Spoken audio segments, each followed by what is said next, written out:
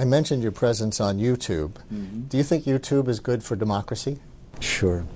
I think YouTube is good for democracy, and I think we will mature and recognize that maybe sometimes politicians do make mistakes and do things that are a little bit stupid, but people deserve to know about them, and I think it's a good thing. Just like I think that Jon Stewart is a good thing, even though he makes fun of me all the time. I think you're the most frequent of all his guests, aren't you? I'm the most frequent of his guests, which means there must be a trace of masochism.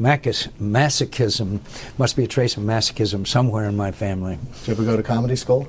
No, I never did. But humor is important. Humor is important in politics.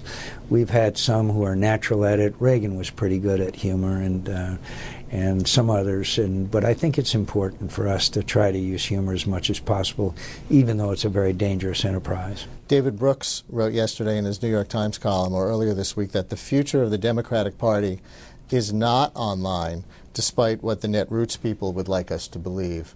What do you think about that with respect to the Democrats or the Republicans? Is the web changing democracy, or does it just have that appearance?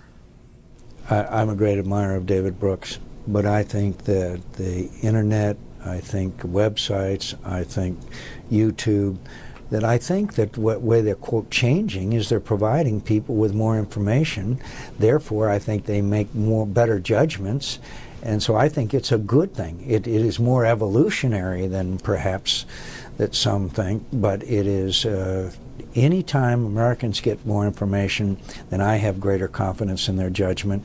That's what all this has done for them. I don't know if you've thought about this, but some people say the web divides people even more into political camps than we already have been because they go to websites with like-minded people. I think it's probably true, but most Americans, I think, particularly young ones, go to all the websites. They also want to be entertained, and I understand that. But I'm not worried so much about what happens in the websites and the polarization. I worry more about we in Washington doing our duty. Stopping the corruption, cleaning up the spending, taking on the hard issues. Look, Social Security is going to go broke. We all know it. What have we done about it lately? We're going to hand it on to another generation. What about Medicare? What about, in other words, Americans are dissatisfied with us not because they know more about us because of the internet, but because they see that we aren't doing what we were sent to do.